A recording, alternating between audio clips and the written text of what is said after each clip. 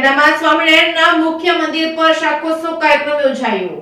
રાજકોટ જિલ્લાના ઉપલેટામાં દ્વારકાધીશ સોસાયટી પાસે આવેલ સ્વામિનારાયણના મુખ્ય મંદિર ખાતે મંદિરના 9મા ઉત્સવ દરમિયાન શાકોત્સવ કાર્યક્રમ યોજવામાં આવ્યો હતો। આ શાકોત્સવ પ્રસાદ ખાંભાથી પધારેલ વિષ્ણુ પ્રસાદ સ્વામી દ્વારા કરવામાં આવ્યો હતો, જેમાં અંદાજે 30 મણ જેટલું શાક બનાવવામાં આવ્યું હતું, સાથે વિવિધ પ્રકારની મીઠાઈઓ પણ બનાવવામાં આવી હતી। આ કાર્યક્રમમાં ઉપલેટામાંથી અંદાજે 5 થી 7 હજાર સ્વામી ભક્તો મુખ્ય મંદિરના દર્શન કરી શાકોત્સવનો પ્રસાદ લેવા પધાર્યા હતા। તમામ સ્વામિનારાયણ મંદિર પર થતા આ શાકોત્સવ કાર્યક્રમને ઉપલેટામાં પણ મંદિરના ટ્રસ્ટીઓ દ્વારા નિર્ણય કરી ખૂબ વિશાળ સંખ્યામાં કાર્યક્રમનું આયોજન કરવામાં આવ્યું હતું, જેમાં ખૂબ બહોળી સંખ્યામાં હરિભક્તો ઉમટી પડ્યા હતા। Reporting by Arshi Ahir, Upleta.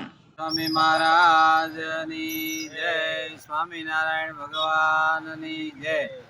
आज स्वामीनारायण मुख्य मंदिर ત્યાં ઘનશ્યામ મહારાજના 9મા પાટોત્સવ પ્રસંગે 7 દિવસની કથા અને દિવ્ય શાકોત્સવ ભગવાન સ્વામિનારાયણે પ્રવર્તાવેલ લોયામાં જે શાકોત્સવ કરેલો એ પ્રણાલિકા પ્રમાણે સ્વામિનારાયણ સંપ્રદાયમાં બધા જ મંદિરોમાં શાકોત્સવના ઉત્સવ થતા હોય, તો આજે સ્વામિનારાયણ મંદિર ઉપલેટા એમને આંગણે ટ્રસ્ટી મંડળ તથા સંતોના આયોજન પ્રમાણે ધામે ધૂમે શાકોત્સવ ઉજવવા નક્કી કરેલ છે, જેમાં શાકોત્સવના બનાવવાવાળા ખાંભાના પૂજ્યપાદ વિષ્ણુ સ્વામી રસોયા મહારાજ સહિત પધાર્યા છે અને 25-30 મણ રીંગણાનું શાક કરી અને ધોરા ઉપલેટાના દરેક ભક્તોને ભાવથી જમાડવાના છે।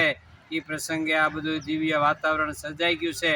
ભગવાનના ભક્તો ભગવાનનો પ્રસાદ લે, ગામના સારાય ભક્તોએ રોટલા બનાવી અને બધા જને જમાડવા માટે લઈ આવ્યા અને શાકોત્સવમાં અડદિયા, ગુંદી, શાક અનેક પ્રકારના બધા મિષ્ટાનો અને ભોજન કરવા માટે બધા જ ભક્તો ઉમટી પડ્યા છે કે માણસ માતું નથી।